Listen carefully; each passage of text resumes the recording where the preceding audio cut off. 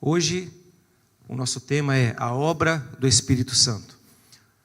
Nós estamos aí com essa série chamada Rumo ao Pentecostes, a nossa estação Avivamento. Nós falamos sobre a pessoa do Espírito Santo, nós vimos isso na semana passada. Hoje, vamos falar sobre a obra do Espírito Santo. Na próxima semana, ou melhor dizendo, essa ministração ela é um pouco grande. Então, não dá para a gente falar tudo hoje. Então, eu resolvi dá-la em duas partes. Ô Felipe, está dando microfonia aqui. Tira o agudo desse microfone. Está desde de manhã assim. O pecado contra o Espírito Santo será a próxima. Depois vamos falar também sobre o fruto do Espírito Santo, os dons do Espírito Santo, a plenitude do Espírito Santo. Tá bem? Tudo isso nós vamos falar dentro dessa estação Avivamento até o final do mês de novembro. Isso, melhorou. Estava dando, não sei se estava aparecendo aí, mas estava saindo aqui, aquela microfoniazinha fininha. Amém, gente? Então vamos hoje falar um pouco sobre, nessa primeira parte, sobre a obra do Espírito Santo. Ok? A Bíblia diz assim: todas as coisas foram feitas por intermédio dele. E sem ele, nada do que existe teria sido feito. Algumas traduções diz, e sem ele nada do que foi feito se fez. Aqui está falando também da pessoa do Espírito Santo, tá bem? Dentro do que nós conhecemos como a Trindade ou como a divindade. Isso está em João capítulo 1, a partir do versículo 3 e 4. Está dizendo também, a parte final, nele estava a vida e esta era a luz dos homens. Atos capítulo 4, versículo 25, diz assim: tu falaste pelo Espírito Santo por boca do teu servo, o nosso pai Davi. Quando nós lemos a Bíblia, tanto o Antigo Testamento quanto o Novo Testamento, nós vamos ver a ação do Espírito Santo. Há uma diferença entre o Antigo Testamento e o Novo Testamento. Há uma diferença entre a ação do Espírito Santo ou a obra do Espírito Santo no Antigo Testamento em relação ao Novo Testamento. É o mesmo Espírito, a obra é a mesma. Só isso, não vou falar isso mais lá na frente, senão vou antecipar aqui. No Antigo Testamento, você vai perceber, você que é um bom leitor da Bíblia, você que lê a palavra de Deus, eu quero fazer essa pergunta, eu vou lançar essa pergunta, não precisa se manifestar para responder, mas tente achar a resposta para ela. No Antigo Testamento, nós podemos ver ou ler acerca do Espírito Santo? O Espírito Santo já realizava a sua obra no Antigo Testamento? O Espírito Santo é mencionado no Antigo Testamento? É claro que sim. Ok? Várias vezes. O Espírito Santo ele é atuante na história da humanidade. O Espírito Santo ele é citado logo no Gênesis capítulo 1, onde diz que o Espírito de Deus se movia ou pairava sobre a face das águas. O Espírito Santo de Deus foi ativo na criação do universo. O Espírito Santo de Deus, ele operava, ele falava através dos profetas. O Espírito Santo de Deus foi quem inspirou os mais de 40 autores a escrever a palavra de Deus. O Espírito Santo foi quem inspirou estes homens. O Espírito Santo vinha sobre os homens de Deus do Antigo Testamento, reis, profetas, sacerdotes. O Espírito Santo vinha e capacitava as pessoas para determinado tipo de obra, para determinado tipo de atividade. Quer ver um exemplo? Construção do tabernáculo. Quando o Espírito Santo vem sobre dois homens chamados Bezalel e Aholiabe. O nome é um pouco difícil, a gente quase fala em mistério aqui para falar o nome desses caras. Veio sobre eles para que eles fizessem o quê? Ajudassem na construção dos utensílios do tabernáculo. Homens que foram capacitados para aquela obra específica. A Bíblia diz que a força de Sansão vinha quando o Espírito Santo se apoderava dele. Vinha sobre ele. Quem está entendendo? Então o Espírito Santo, ele é ativo no Antigo Testamento. Pastor, então me explica aqui rapidamente qual é a diferença então da obra do Espírito Santo no Antigo Testamento para o Novo Testamento. Quando nós vemos o Novo Testamento, começando, não vou nem falar dos Evangelhos, que eu vou citar ele daqui a pouco nos Evangelhos, mas começando especificamente no livro de Atos dos Apóstolos, o único livro histórico do Novo Testamento. Atos dos Apóstolos, ele também pode ser chamado, inclusive é chamado assim por muitos teólogos, de Atos do Espírito Santo. Nós o conhecemos como Atos dos Apóstolos, porque ali nós vemos o nascimento e a implantação da igreja, através dos apóstolos de Jesus, aqueles que foram discípulos e se tornaram apóstolos. Mas tudo o que acontece do capítulo 1 ao capítulo 28 do livro de Atos, nós vemos ali a ação do Espírito Santo de Deus através dos apóstolos. Atos capítulo 2, a partir do versículo 1, você vai ver que quando os apóstolos estavam reunidos, junto com os 120 irmãos que compuseram a igreja primitiva, inicial, os apóstolos, as suas esposas e mais algumas pessoas que agregaram, eles estavam num ambiente, num local como este que você está agora. Eles estavam no cenáculo, e a Bíblia diz que de repente veio um som como de um vento veemente, impetuoso, e encheu toda a casa. E a Bíblia segue, e todos foram cheios do Espírito Santo. Isso acontece quando? No dia de Pentecostes, numa festa judaica que estava acontecendo em Jerusalém, onde todas as nações, todos os judeus, melhor dizendo, de origem judaica, mas mesmo nascidos em outros países, eles vinham para Jerusalém por ocasião dessa festa, Pentecostes. Esse dia foi marcado pelo cumprimento da grande promessa que Jesus fez aos seus discípulos e à igreja, o envio do Espírito Santo. O Espírito Santo desce em Atos capítulo 2, e a partir dali, desde esse dia, o Espírito Santo já não fazia mais como fazia outrora. Ele vinha, se apoderava de uma pessoa, ele vinha sobre alguém, a pessoa realizava aquela obra, ou aquele trabalho, ou aquele ofício, e ele depois se retirava. O Espírito Santo, então, resumindo, o Antigo Testamento, isso aqui nem está no esboço, só está para você aprender um pouquinho sobre isso. Antigo Testamento, o Espírito Santo, ele era dado em porção. O Espírito Santo do Antigo Testamento, ele era dado em porção.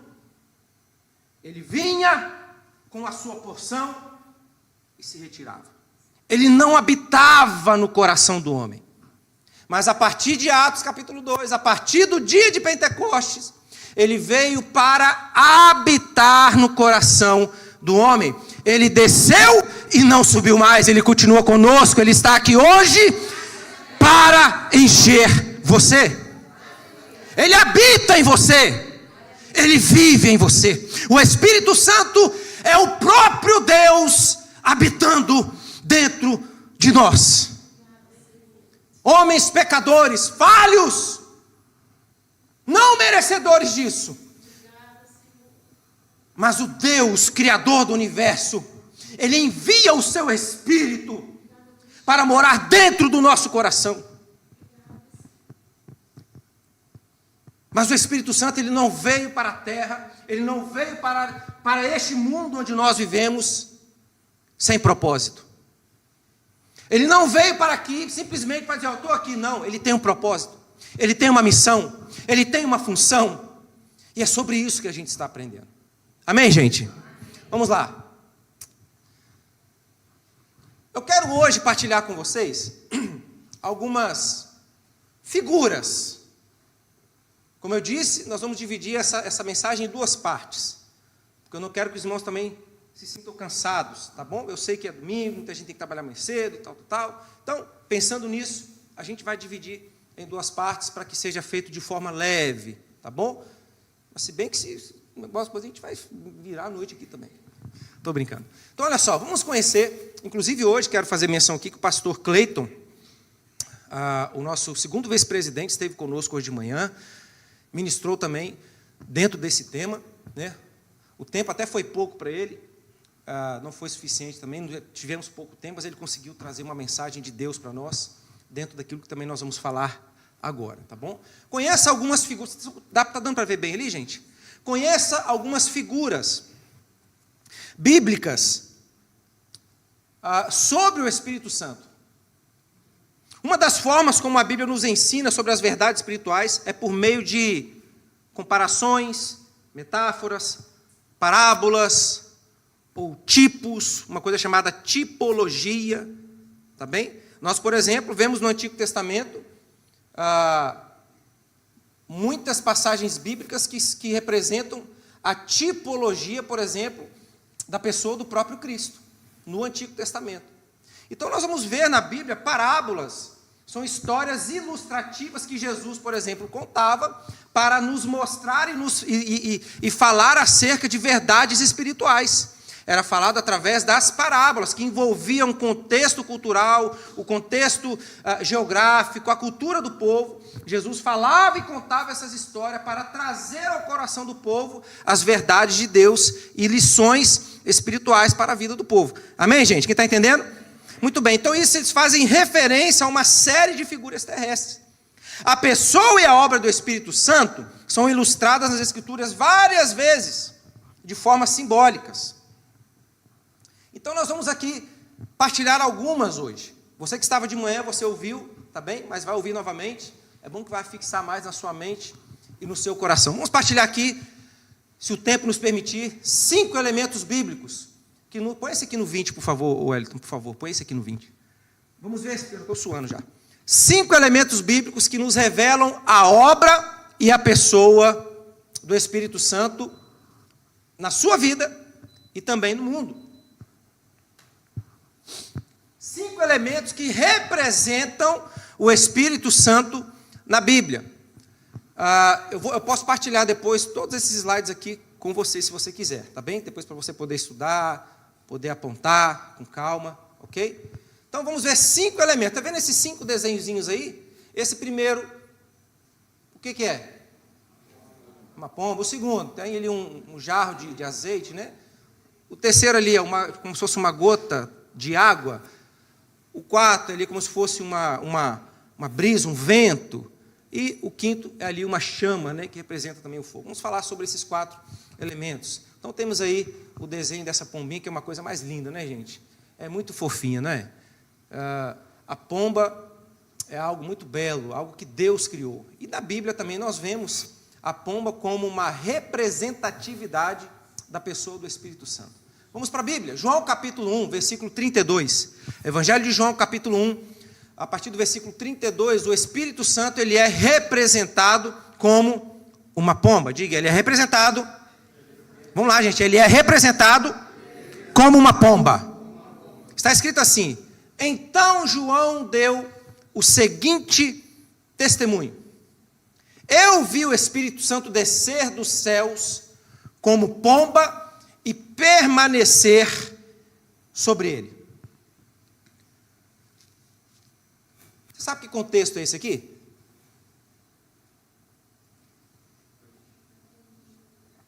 Esse contexto, que foi registrado no Evangelho de João, é o contexto onde João Batista, ele dá esse testemunho. Onde João Batista ele dá o testemunho que ele viu o Espírito Santo descer sobre Jesus. Mas como assim? Só para a gente entender melhor esse contexto, é importante. A Bíblia diz que João Batista não conhecia o Messias. Está escrito, em 2 versículos desse contexto, está escrito: eu não o conhecia. João dizendo: eu não o conhecia. Eu não o conhecia. Apesar de Jesus, filho de Maria, e João Batista, filho de Isabel. E quando nós lemos a Bíblia em Lucas capítulo 1, versículo 41 e diante, nós vemos que Maria, mãe de Jesus, era prima de Isabel.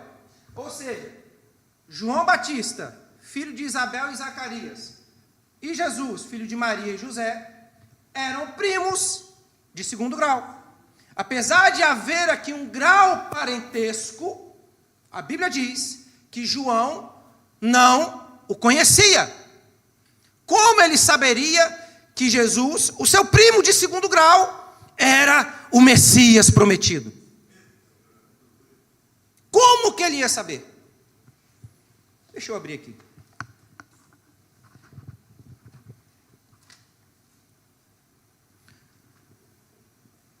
João Batista, nós sabemos que foi o precursor de Jesus. Foi aquele que preparou o caminho. Olha que interessante. A partir do versículo 32.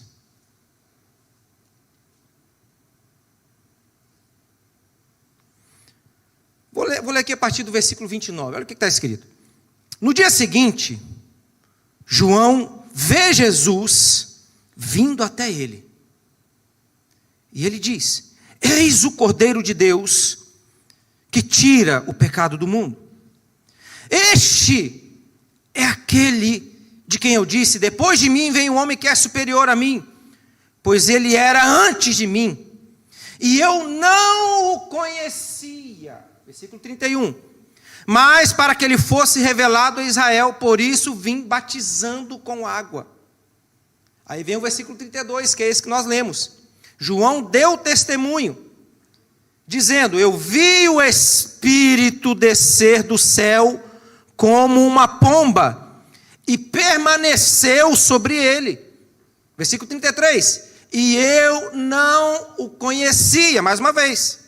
Mas aquele que me enviou para batizar com água, disse para mim: aquele sobre quem vires descer o Espírito, e sobre ele permanecer, esse é o que batiza com o Espírito Santo. Então, uma forma para que João Batista identificasse Jesus, aquele que viria após ele, que era maior do que ele, e que batizaria não com água, mas com o Espírito Santo e com fogo. A direção que Deus dá para João é essa: aquele sobre quem você vê, João, o Espírito descendo e pousar e permanecer sobre ele, esse é aquele que batizará com o Espírito Santo. Então João dá o testemunho: eu vi o Espírito descer sobre ele. Então nós vemos aí já essa passagem maravilhosa do Espírito Santo descendo como pomba.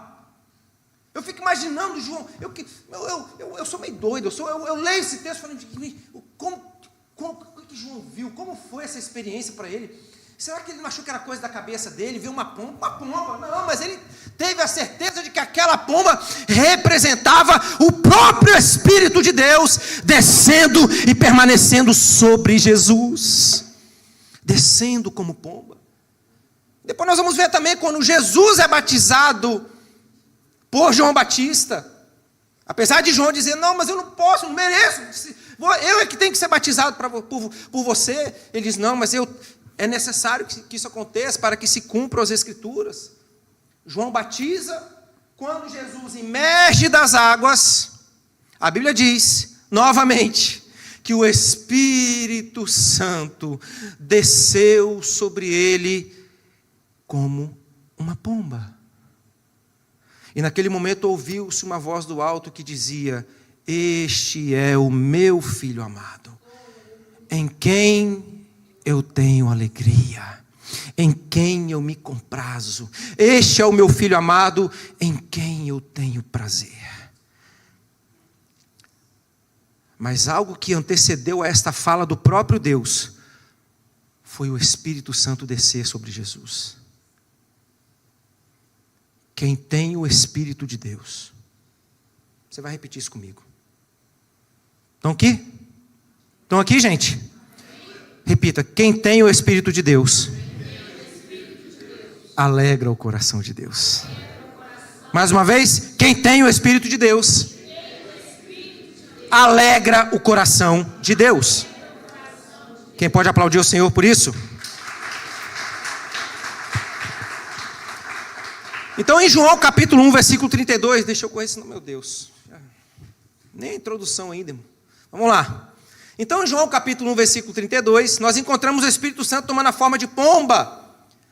E algumas características dessa ave, a pomba, um pombo é uma ave. Algumas das características dessa ave apontam para o Espírito Santo. Pureza, pomba representa pureza, beleza, suavidade. A pomba é um animal meigo. Você viu essa imagem que eu... Olha isso, gente. Parece uma criatura que foi criada no céu e desceu para... De tão linda que é. Tem uns que a gente vê sendo maltratadinho aí, né? Mancando ali, né? Né? Tem umas que quando ela junta, mano... Oh, meu Deus. Mas nós vemos aqui... Estou indo de quê, gente? Nós vemos aqui a representação do Espírito Santo de Deus com esse animal, com essa ave. Beleza, suavidade, pureza. Olha que interessante.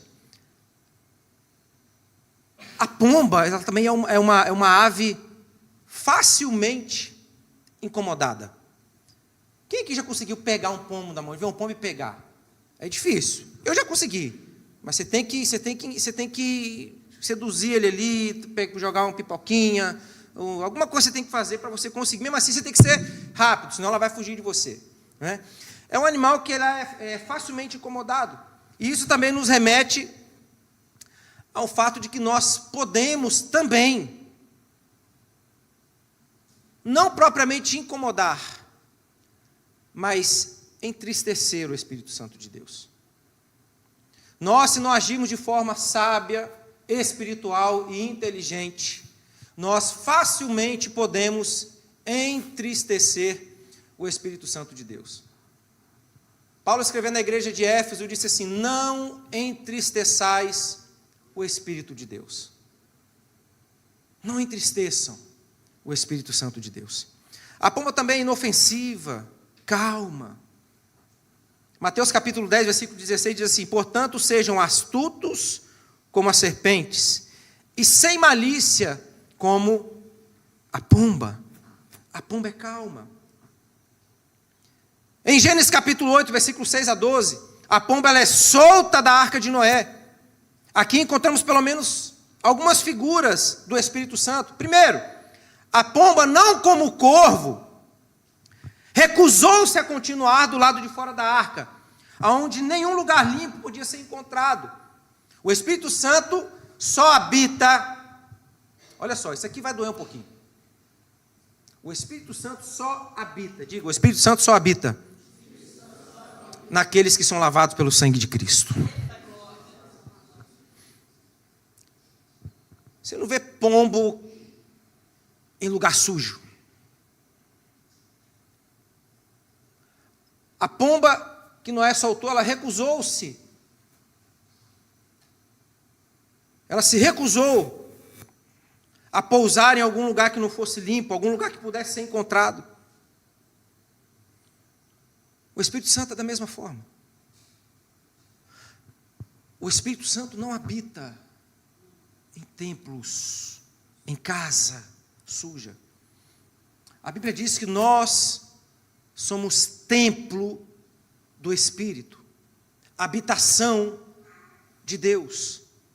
E o Espírito Santo de Deus não habita em casa suja, desorganizada, bagunçada. Aonde há essas características, ali não está o Espírito de Deus. O Espírito Santo, ele é santo. E se ele é santo, ele exige de nós uma vida de santidade. Santidade é separação. É diferente dos demais. Eu sou santo. Eu sou um santo do Senhor. Claro, pastor, mas nós somos pecadores. Sim, nós somos pecadores buscando por santidade. Porque Jesus disse: sejam santos, como eu sou santo. Um dia eu vi um vídeo, um corte no Instagram, não sei, acho que é um vídeo. Um ambiente completamente... Eu olhei aquilo que me fez confusão. Um ambiente onde... eu não sei, eu falo essas coisas e a gente pode pensar, mas pastor está... Não, gente, para mim ser santo é ser diferente. Não tem, mas todo mundo é assim. Eu não sou todo mundo, você não é todo mundo. Você é um santo do Senhor, você é um servo do Deus Altíssimo, você é a habitação e morada do Espírito Santo de Deus. Então que conversa é essa que a gente tem? Mas todo mundo é assim. Todo mundo é todo mundo, você é você. E eu observei aquele ambiente, uns piercing desse tamanho, aparecia aqueles garrotes, uns negócios assim, e uns alargador na orelha desse tamanho, e uma aparência, para mim, essa é a minha opinião, tá bem? Se você pensa diferente, eu respeito. Mas sabe o que me fez refletir? A gente não está aqui para julgar ninguém, mas isso me fez refletir, porque eles estavam ali naquele ambiente que o próprio ambiente em si me arremetia a um ambiente mundano. Aquilo não parecia um culto.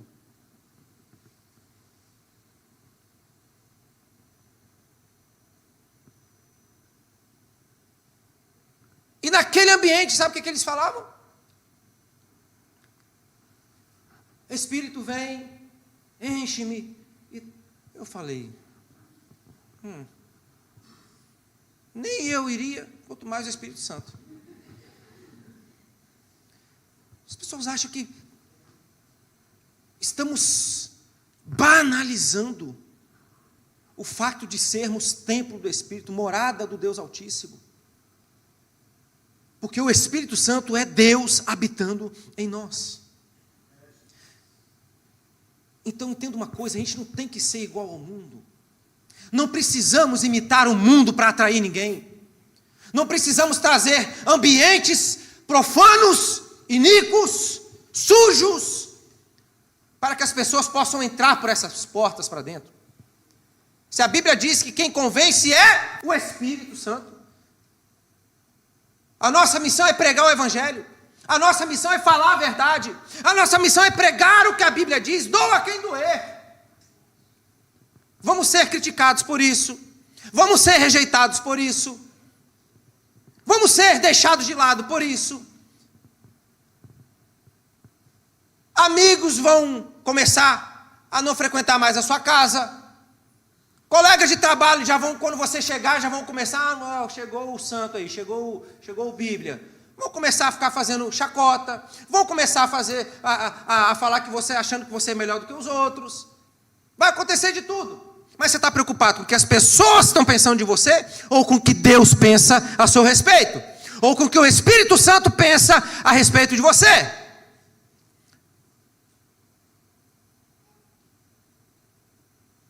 Como eu amo esse silêncio. Eu amo esse silêncio. É o momento onde a gente reflete, onde a gente pensa. É ou não é, gente? Então, eu não vejo o Espírito Santo agindo. Não bate. A conta não fecha. Existe uma coisa chamada incoerência. Incoerência. A pessoa está com a vida toda atravessada lá fora, está todo errado lá fora, está com a vida em pecado, está com pecado oculto aos olhos do homem, porque aos olhos de Deus não tem nada oculto, Deus vê. E às vezes chega aqui dentro, quer pôr a mão na cabeça do outro, para profetizar, para orar. Já vi situações em que pessoas amaziadas, em uma vida chamada, segundo a Bíblia, e eu creio no que a Bíblia diz, se eu me relaciono com alguém, tenho relação sexual com alguém que não é o meu cônjuge, eu estou em adultério, eu estou em pecado, e de forma consciente, e de forma contínua, então já deixou de ser pecado, já é iniquidade.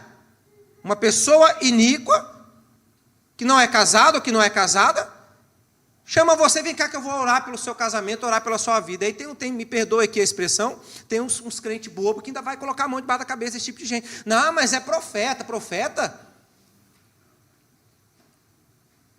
Cuidado. Bênção se transfere, maldição também. Aí depois as coisas começam a dar errado no casamento, começam a dar errado na família, não sabe por quê. Está colocando a cabeça debaixo da mão de quem não conhece, de quem não sabe. Não, mas é cheio de qualquer coisa, menos do Espírito Santo. Deus levanta sim os seus profetas, homens e mulheres de Deus, santos do Senhor, que têm uma vida irrepreensível. Esse sim. Agora, basta falar meia dúzia de balá, está cheio do Espírito, vai, ora por mim. Cuidado, irmão.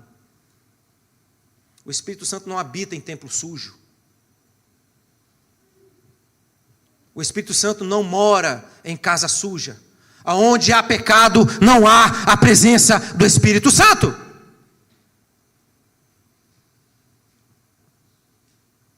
Quem está entendendo, diga amém. Podemos continuar? Ou posso encerrar? Vamos continuar, né? Temos um tempinho ainda. Então, olha só. A primeira figura bíblica é essa. Com o nosso texto base aí em João capítulo 1, versículo 32.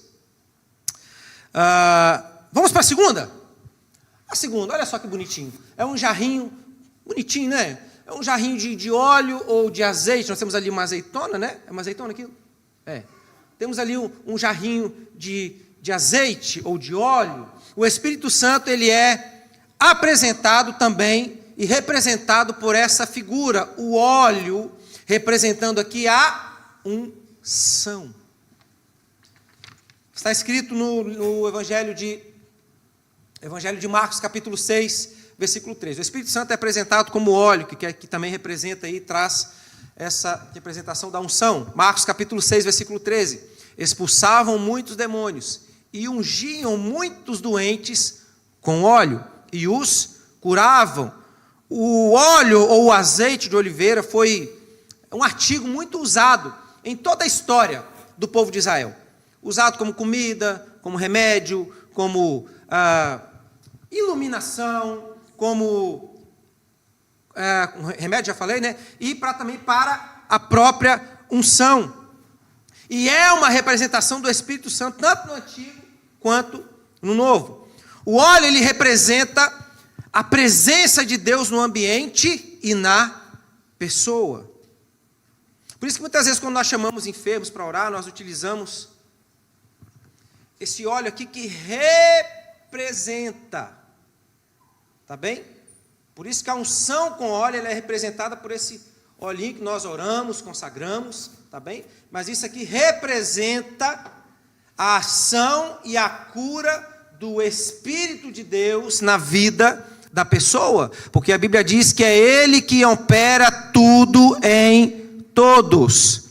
Não somos nós que curamos, é Ele quem cura. Não somos nós que pregamos, é Ele quem nos usa para falar com a igreja. Não somos nós que profetizamos, é Ele que nos usa para falar com o seu povo.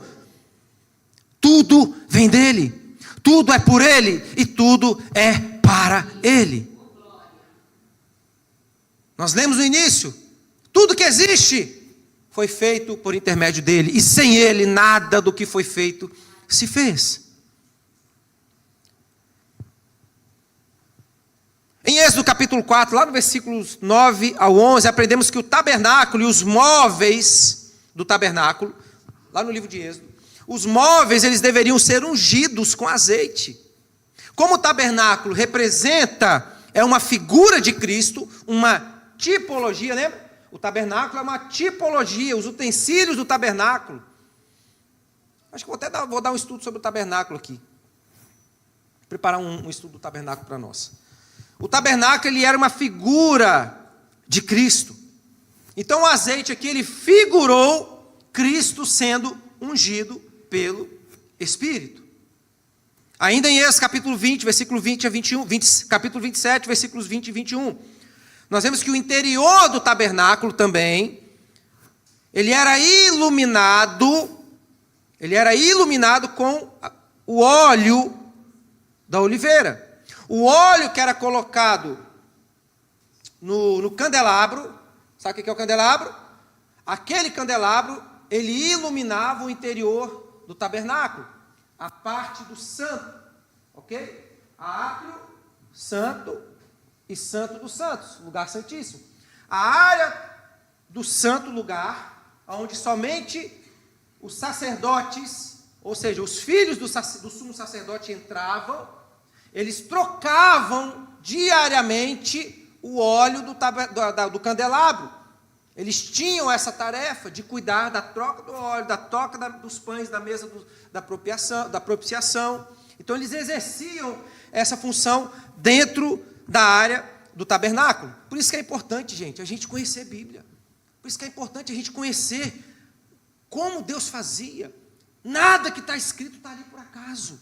Nada que está escrito está ali simplesmente para ocupar páginas da Bíblia. Não, tudo, não tem uma vírgula na Bíblia que o Espírito Santo não tenha inspirado para um propósito de alcançar o coração do homem.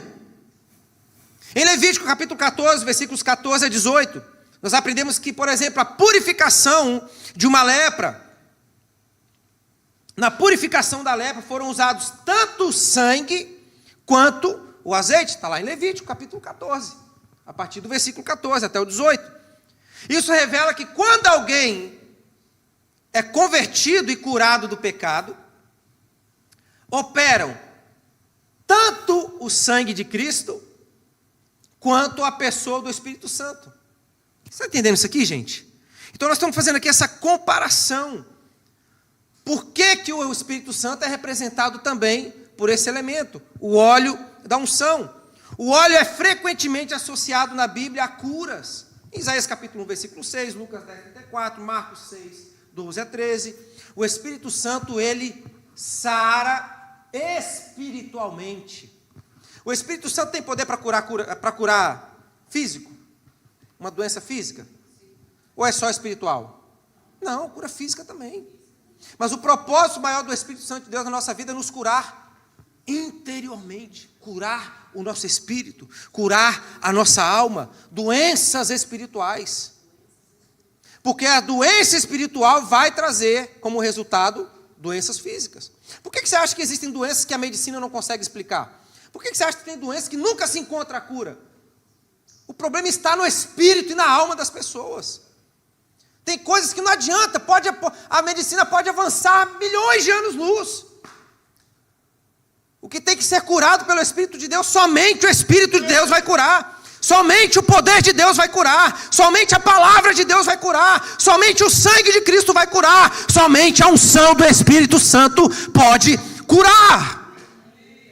Por isso ele é representado pelo óleo da unção. Quem está entendendo? Diga amém. Vamos lá, vamos correr, senão o tempo não vai chegar. Sempre quando eu prego esse relógio anda mais rápido, não é possível. Você mexeu nesse relógio aí, não, Wellington? Não? Então vamos lá, vamos avançar. Receba a cura do Espírito Santo. Receba a cura que Ele deseja trazer sobre a sua vida. O Espírito Santo quer curar. Amém? Olha esse outro elemento aqui, ó. O que é isso aí? Hã? Isso é água. Estou suando aqui. O Espírito Santo está aqui. É o fogo do Espírito. Nem cheguei no fogo, ainda o fogo já está queimando aqui. É. Vamos lá, gente, estamos concluindo. O Espírito Santo, ele é representado como água. Olha só. Pomba, óleo da unção, água. João capítulo 7, versículo 38. Quem crer em mim, como diz a Escritura, do seu interior fluirão rios de água viva. O próprio Cristo disse isso. O Espírito Santo comumente ele é representado como água, especialmente em relação à sua obra na salvação. Se a gente tivesse mais tempo, a gente falaria com muito mais detalhes, nos aprofundaríamos muito mais aqui. A água, quem aqui consegue ficar sem água? Vou até beber um golinho d'água aqui. Ai, tá mais para mim lá, filho? Tá boa essa água aqui. Gente, bom demais. Você quer coisa melhor do que você está com sede e você beber essa água. Tem umas águas que, se você tiver com sede, beber água morna, não vai matar a sua sede, vai te dar ânsia de vômito. Quem aqui já bebeu água morna? É ruim, não é? A única água morna que você consegue beber é quando é um chazinho, está ali um chazinho, está ali um sabor de um chazinho, um pouquinho, um adoçantezinho, né? Ok, mas água morna para beber. Por isso que a igreja de Laodiceia foi chamada de uma igreja morna. E Deus disse assim para ela: olha, você, igreja como você, eu tenho ânsia de vômito, vomitar-te-ei da minha boca. Deus falando com a igreja. Vou te vomitar da minha boca, porque você não é nem quente e nem frio, mas é morna. E água morna não serve para nada. A água quente tem a sua função. A água fria também tem a sua função. A água morna... Aí Deus, Jesus, né, quando João está escrevendo a igreja de Laodiceia, olha, você não é quente nem frio. Você adquiriu uma característica da sua zona geográfica. A zona geográfica onde Laodiceia foi, onde a igreja de Laodiceia estava, era uma região de águas termais. Vinham as águas frias do sul, as águas quentes do sul e as águas frias do norte, e elas convergiam na cidade de Laodiceia. Ou seja, as águas que vinham do sul tinham sua finalidade, cura, medicinal. As águas que vinham do sul, do norte, e as águas que vinham do sul também. Só que as águas que existiam em Laodiceia não serviam para nada. E a igreja de Laodiceia adquiriu essa característica, uma igreja morna. A cultura. Não, porque aqui é assim. A cultura da igreja é a cultura do reino, é a cultura do céu. Não é a cultura de Portugal, não é a cultura do Brasil, não é a cultura da América, é a cultura da Nova Jerusalém. Essa tem que ser a nossa cultura. Mas voltando aqui para a água. A Bíblia diz, me veio aqui a memória agora, eu não me recordo o texto, mas a gente pode achar. Aquela passagem que diz assim, tem até uma canção que fizeram também, diz que a corça, um animal, como se fosse um bezerro, tipo um bezerro, um potro, um veado, a corça. E a Bíblia assim, a Bíblia diz assim: assim como a corça anseia por água, ou assim como a corça, algumas traduções dizem assim, assim como a corça anseia pelas fontes das águas, assim também é o meu espírito. Agora, por que o autor usou este exemplo? Por que a corça, ela sempre está em busca de água?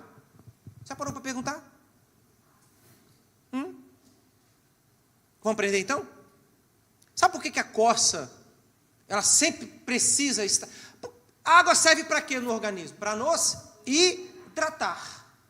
A corça, ela é um animal que, se ela não estiver muito bem hidratada, com muita água no bucho, a sua pele começa a abrir fissuras, começa a ficar ressecada.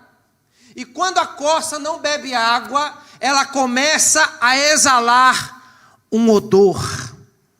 E esse odor começa a atrair os seus predadores. Ou seja, se a corça não bebe água, ela vai atrair os predadores para que tirem a sua vida. Por isso que ela está o tempo todo ansiando por água. Eu não posso ficar sem água, eu preciso de água, eu quero água, eu preciso beber água, senão eu vou morrer. Assim também temos que ser nós. Buscarmos constantemente, eu preciso do Espírito, eu preciso da presença do Espírito Santo na minha vida, eu preciso de Deus na minha vida, eu preciso da ação do Espírito Santo na minha vida, dia e noite, madrugada, de noite, manhã, tarde, o tempo todo. Busque por água, anseie por água, anseie pela fonte de água, e essa fonte se chama Espírito Santo de Deus. Essa fonte é infindável. Se você não buscar isso, uma coisa chamada pecado vai te dominar. E esse pecado vai nos fazer exalar um mau cheiro. E esse cheiro vai atrair a presença de demônios. Meu Deus. Assim como a corça anseia por água, assim também é minha alma buscando pela presença do Senhor. Água. Aleluia. Água é fonte de vida. Sem o Espírito Santo de Deus, nós morremos. Mortos espiritualmente. Podemos até fingir. Podemos até encenar. Porque isso é possível. Existe uma classe de pessoas na Bíblia que fazia isso muito bem.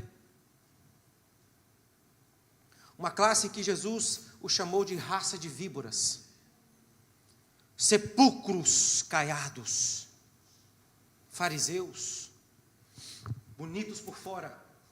Uma veste de religiosidade por fora. Mas por dentro, morte e podridão espiritual. Jesus disse isso. Vocês são como um sepulcro. Tem sepulcros que são aquelas coisas bonitas, ornamentais, aquelas coisas bonitas por fora. Tem um sepulcro que você olha assim, rapaz, que sepulcro bonito, né? Tem a sua beleza. Tem. Quem já entrou aqui no cemitério dos prazeres? Quem já entrou? Já entraram ali? Hã?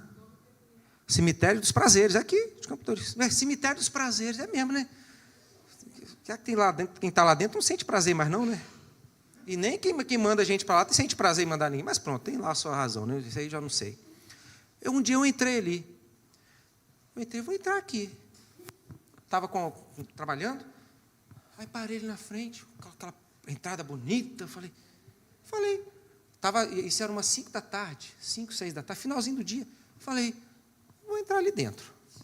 Lá, do nada assim, eu fiquei meio doido, né? Aí entrei, Nana. Entrei e fui entrando lá. Na hora que você entra ali, tem uns monumentos que parecem umas mansões. Aí eu fui lendo, né? Aqui, poeta fulano de tal. Presidente, tem presidentes aqui. Condes. Miladies, sei lá como é que chama. Tanto de nome bonito lá, de gente importante. Pessoas importantes. E aquelas sepulturas, aqueles sepulcros bonitos. E eu fui entrando lá para dentro, tem um mais bonito que o outro. Tinha uns mais simples, tinha outros mais tudo aqueles mausoléus que chama, né? Aqueles mausoléus bonitos. Aí foi começando a escurecer, irmão. Eu falei, eu vou sair daqui. Porque aquilo é enorme. Eu fui entrando lá para dentro, eu falei, gente, eu vou voltar, porque senão eu não vou saber voltar, isso vai escurecer. E eu vou ficar perdido aqui dentro. Foi por causa disso, gente. Claro, né, gente? Você acha que, gente, que eu tenho até medo de defunto, irmão? Eu fiquei com medo de ficar perdido lá dentro. Aí. Oxe. Fiquei com medo dos condes, irmão. Aí, mas, voltando aqui. Esculturas, monumentos bonitos. Mas e naquele dia o Espírito Santo me fez refletir. Olha aí, Weber. Tudo bonito. Mas o que tem dentro? Ossos. Morte. Mau cheiro. Então é possível. Tem muitos aí fora fazendo isso. Falam bem, pregam bem, sabem persuadir muito bem, têm uma ótima oratória. Usam todas as ferramentas possíveis para seduzir e enganar a fé das pessoas, para benefício próprio. Infelizmente é uma realidade, que o Senhor nos guarde dessas pessoas. Que a água do Espírito seja aquela que nos lava por dentro e por fora. A água do Espírito, ela é fonte de... Sem água tudo seria um deserto. A presença do Espírito traz vida e é o requisito para o fruto espiritual nas nossas vidas.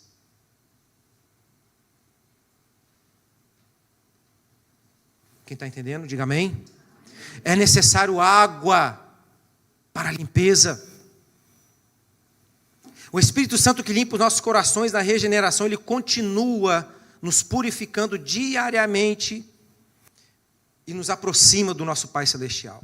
Por isso que o apóstolo Paulo disse assim, porque eu estou, Filipenses capítulo 1, ele diz bem assim, porque eu estou certo, estou convicto de que aquele que começou em vós a boa obra, aquele quem? O Espírito Santo de Deus. O Espírito Santo de Deus que começou em vós, a boa obra. Que boa obra é essa? Vamos falar muito sobre isso na segunda parte dessa mensagem. Arrependimento, nos convenceu do pecado, da justiça, do juízo, O Espírito Santo começou essa obra em todos nós aqui. Senão você não estava aqui. Ou estaria? E ele diz assim, aquele que começou em vós a boa obra, ele vai aperfeiçoá-la. Ou seja, todos os dias. Por isso que eu digo que não tem ninguém perfeito aqui. Todo mundo está em fase de crescimento, em construção, em amadurecimento. Porque a obra de Deus está acontecendo em nós todos os dias. Todos os dias a água do Espírito tem que vir lavar um pouco o Heber. Todos os dias a água do Espírito tem que vir lavar um pouco a Maiara. Todos os dias a água do Espírito tem que vir um pouco lavar a Gabi. Todos os dias essa água vai nos limpando, nos purificando e nos aproximando mais e nos tornando mais parecidos com Jesus. A água do Espírito. E essa obra só vai estar completa. E Paulo continua escrevendo. Ele aperfeiçoará até o dia de Jesus Cristo. Essa obra vai estar plena, completa, quando nós nos encontrarmos com o Senhor. Quando nós deixarmos esse corpo corruptível, quando nós deixarmos esse corpo mortal, quando aquilo que é mortal se revestir de imortalidade, quando aquilo que é corruptível se revestir de incorruptibilidade, aí sim essa obra estará completa. Até lá, é dia após dia, é um dia após o outro, todos os dias o Espírito Santo nos lavando, nos purificando. Amém, gente? A água do Espírito. O sangue de Jesus também nos purifica de todo mal, de todo pecado. Glória a Jesus. Eu tenho 5 minutos e eu tenho que ministrar a ceia. Eu precisava falar de mais 2 elementos, mas eu não vou vencer o horário. Amém, gente? Na próxima semana, no próximo domingo, eu termino isso que eu teria que dar hoje, mas eu termino e faço a segunda parte. Amém? Eu pego um pouquinho mais de tempo do culto, uma liturgia um pouquinho maior, não vai ter a ceia, e a gente consegue concluir. Tá bom? Nós temos mais 2 elementos que vamos também partilhar, e depois vamos falar sobre a obra do Espírito na revelação divina. Olha que interessante. A obra do Espírito na revelação divina, a obra do Espírito na salvação e na edificação. Vamos falar sobre isso. Muita coisa ainda temos para aprender, e no próximo domingo, às 10h15, às 19h30, se o Senhor nos permitir, nós vamos estar aqui. Amém? Fique de pé por um instante. Eu vou orar por você, para nós concluirmos o nosso culto, celebrando a ceia do Senhor. Pode subir os músicos, por favor.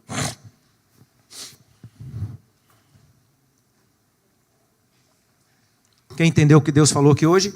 Amém? Glória a Deus. Feche seus olhos. Para que ninguém distraia você. Meu Deus. Ah, Espírito Santo. Tu és lindo. Tu és maravilhoso. Tu és belo. Como nós aprendemos aqui hoje, à luz da tua palavra. Como nós somos ensinados pelo teu Espírito. A tua palavra diz que o próprio Jesus, quando ele ensinava aos seus discípulos, quando ele ensinava as multidões, a Bíblia diz que ele ensinava pelo Espírito. Como é bom ser ensinado pelo teu Espírito. Pai, não nos deixe ficar sem a presença do teu Espírito Santo nas nossas vidas. Não nos deixe sem a paz do teu Espírito na nossa vida, na nossa alma, no nosso espírito. Não nos permita, Senhor, não nos deixe, Senhor, ficarmos vazios da unção do teu Espírito. Não nos deixe nos esvaziarmos da tua presença em nós. O que seria de nós? O que seria de nós? Ah, Espírito Santo, obrigado. Obrigado porque tu és a nossa paz. Tu és a unção de Deus em nós. Tu és a água purificadora que nos lava, que nos purifica, que nos regenera. Tu és próprio poder de Deus habitando em nós. Obrigado por um dia ter deixado a sua posição de glória nos altos céus e vir morar no nosso coração. Obrigado pela tua presença, pelo teu conselho, pelo teu consolo todos os dias. Obrigado pela tua obra que foi realizada e é realizada em nós todos os dias. Nós te louvamos, nós te adoramos, nós te bendizemos. Tu és o nosso Senhor. Obrigado pela tua palavra que nos foi ministrada hoje pelo teu Espírito. Obrigado por cada um dos teus filhos que veio até aqui hoje. Que nós saiamos daqui hoje fortalecidos, revigorados pela tua palavra. Que a tua presença não se aparte de nós durante essa semana. Sê conosco, Senhor. Sê conosco. Sê conosco, em nome de Jesus.